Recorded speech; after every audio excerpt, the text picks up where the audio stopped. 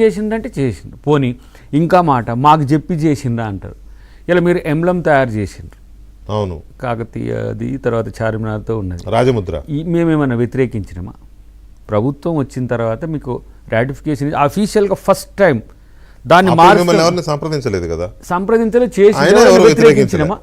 పోనీ ఇప్పుడు చేంజ్ చేస్తామనేసరికి అది ఎట్లా మారుస్తారు, దాంట్లో చార్మినార్ లేకుంటే ఎట్లా చేస్తారు, లేకపోతే కాకతీయ అది లేకపోతే ఇంకా దాన్ని మనం అనుకున్నది ఏంటంటే సగటు అమరవీరుల స్తూపం కూడా ఉండాలనేది ఒక ట్రెడిషనల్గా అనుకున్నది. ఆ రోజు నేను కూడా ఇది మన కీరవాణి గారు ఆ రోజు వచ్చిన రోజు అది కూడా చెప్పాలి. ఎందుకంటే అందశ్రీ గారి పాట అయితే మీరు అందరి నోట మీరన్నట్టే దండలేసినట్టే అందరం పాట పాడినాం కదా, ఇర్రెస్పెక్టివ్ ఆఫ్ పార్టీస్.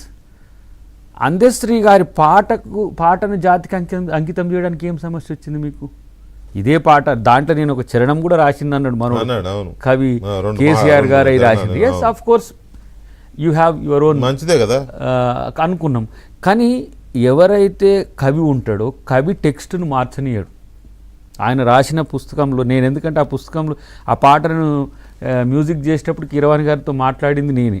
తర్వాత ఆయన ఈ పదాలే ఉండాలి, గతంలో ఉన్న పదాలు వద్దని చెప్పి ఆ పాట యొక్క మొత్తం ఆయనకే అథారిటేట్ ఇచ్చిండ్రు మ్యూజిక్ సంబంధించి చేయడానికి. నేనేమంటున్నా అంటే మార్పు అనేది ఎక్కడుంది? తెలంగాణ గీతం అనేది తెలంగాణ మీరు కాదు, మార్పు అంటే మీరు ఒప్పుకోవడం లేదు. తెలంగాణ తల్లిని మార్చారు అని అంటే మీరు ఒప్పుకోవడం లేదు. ఎందుకంటే మార్చుడు కాదు, ఇదే ఫస్ట్ అని మీరు అంటున్నారు కదా. ఓకే, ఆల్రెడీ గత ప్రభుత్వ హయాంలో అధికారికంగానో ఆయన ముఖ్యమంత్రి హోదాలో కూడా ఆ తల్లి విగ్రహానికే దండలేసేవాడు వెళ్ళి. కాకపోతే సెక్రటరియట్లో పెట్టలేదు, ప్రభుత్వ కార్యాలయాలు ఎక్కడ పెట్టలేదు. కానీ ఆ తెలంగాణ భవన్లోనూ ఇంకెక్కడన్నా ఉంటే దానికే దండలేసేవాడు ఆ తెలంగాణ విగ్రహానికి కదా. దాన్ని అధికారికంగా చేయలేకపోయారా? ఎందుకు మీకు అక్కడ అబ్జెక్షన్ ఏంటి ఆ విగ్రహంలో? నేనేమంటున్నానంటే వాళ్ళు ఎందుకు చేయకపోయారా?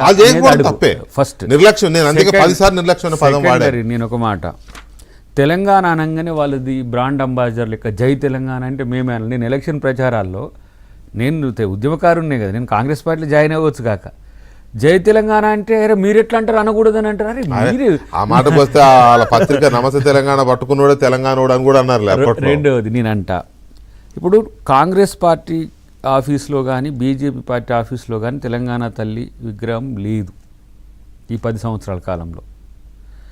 ఎందుకు లేదంటే వాళ్ళది, ఇది మాదే, పేటెంట్ రైట్ మాదే, మీదే అయినా ప్రజలు చేయడంలో మీరు ఫెయిల్ అయ్యారు. ప్రజలు కూడా పెట్టుకోలేదుగా, మీరు పెట్టుకోలేదు, వాళ్ళు భరతమాత పెట్టుకుంటారు. అది అసలు వాళ్ళ జాతీయ పార్టీ. మేము గాంధీ గారినే ఉంటుంది, గాంధీ భవన్లో గాంధీ గారిది ఉంటుంది, లేకపోతే మిగతా నాయకులది ఉంటుంది. నేనేమంటున్నంటే మీరు ఉమ్మకు వచ్చినప్పుడు ఆ పదం వాడాలనుకున్నా కానీ తెలంగాణ తల్లికి కూడా ద్రోహం చేసిండ్రు మీరు. తెలంగాణ తల్లిని అందశ్రీ మీద అంటే కోపం ఉండొచ్చు, దాంట్లో నేను కూడా సహాయ రచయితలను పెట్టమన్నందుకు ఆయన వెనకడిగేసి నేను రాసిన పాటకు 100 సహా రచయిత ఏంది బాబు అని చెప్పి ఆయన ఆ పాట, అంటే ఆ పాట మళ్ళీ అఫీషియల్గా స్కూల్స్లో పాడేది ఆ పాట, పిల్లలు ఆ 13 నిమిషాల పాట పాడేది. నేనేమంటున్నా అంటే మీరు తెలంగాణ తల్లికి కూడా కనీసం న్యాయం చేయలేక సెక్రటరేట్ కాదు, సెక్రటరేట్ మనం ఒక 1.5-2 years బ్యాక్ కట్టుకున్నాం. సెక్రటరేట్ ముందున్నది అమరవీరుల స్తూపం కూడా కట్టిండ్రు కదా, crores of rupees పెట్టి, దాదాపు 50 crores పైచిలకు పెట్టిండ్రు దానికి.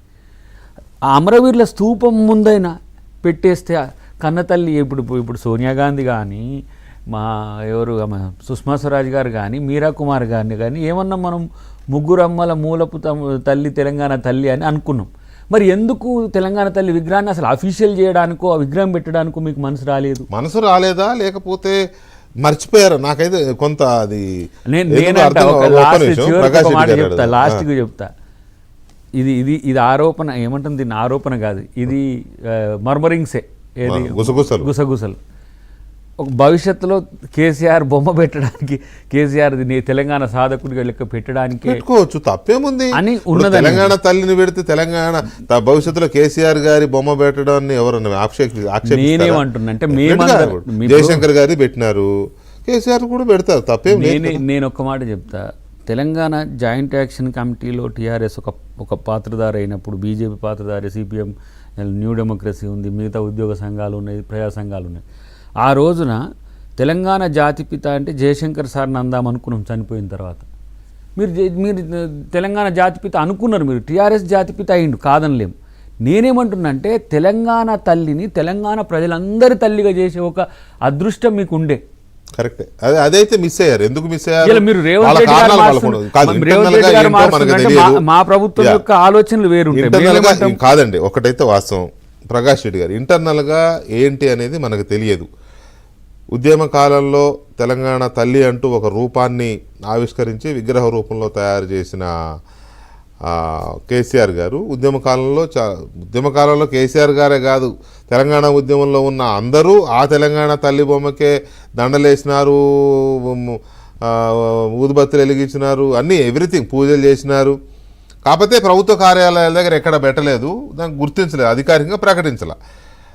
ఎందుకు ఇవాళ తెలంగాణ తల్లి కాంగ్రెస్ ప్రభుత్వం తీసుకున్న ఈ నిర్ణయం కానీ నిన్న ఆవిష్కరించడం కానీ, లేకపోతే బీఆర్ఎస్ పార్టీ దాని మీద తీవ్ర వ్యతిరేకత నిరసన ఉద్యమాలు చేస్తున్న తీరు కానీ, వీటన్నింటినీ బీజేపీ ఎలా అబ్జర్వ్ చేస్తోంది, ఏమనుకుంటోంది, బీజేపీ జరుగుతున్న పరిణామాలని ఎలా విశ్లేషిస్తోంది?